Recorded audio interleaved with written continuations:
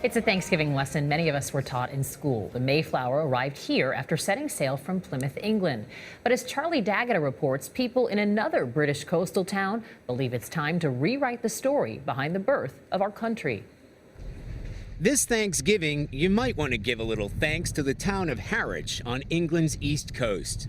Just ask Tom Daly. Honestly, without exaggerating, America owes a lot to this place. It owes everything to us, I'm afraid, Jeff. So you can exaggerate. I'm allowed to exaggerate. I'm Irish.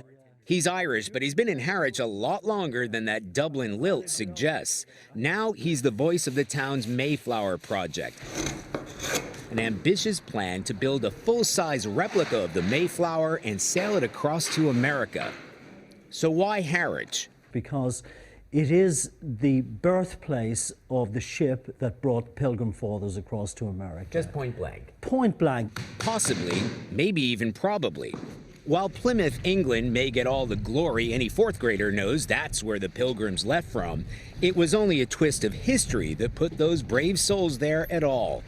The story goes the Mayflower set off from Plymouth on England's southwest coast in 1620 on its journey to the New World. But supporters say because Harwich was the Mayflower's original home port, her real journey began there. The Pilgrims boarded in London, made a couple of stops on the south coast, and only turned back to Plymouth briefly to pick up passengers because a sister ship sprang a leak. The fact is, nobody can say for sure where the Mayflower came from, and Mayflower was a popular name with more than 24 sailing the seas back then. But there's no doubt its captain, Christopher Jones, came from Harwich, and it was his Mayflower. Town historian David Whittle showed us the town charter dating back 4 centuries. Thomas Twitt was father to Sarah Twitt, who married Christopher Jones in 1593. So it's the Twits. It's the Twits. It's the Twits that put Christopher Jones here, Yes. that connect him. Connect him. In a manner of speaking. Yes. Okay.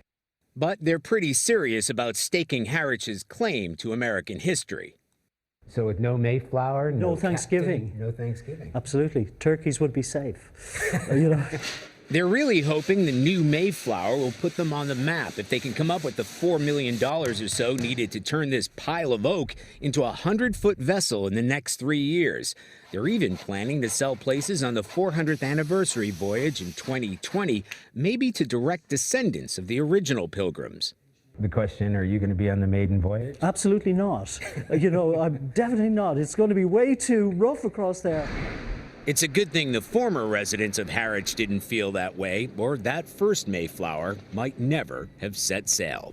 For CBS This Morning, I'm Charlie D'Agata in Harwich, England.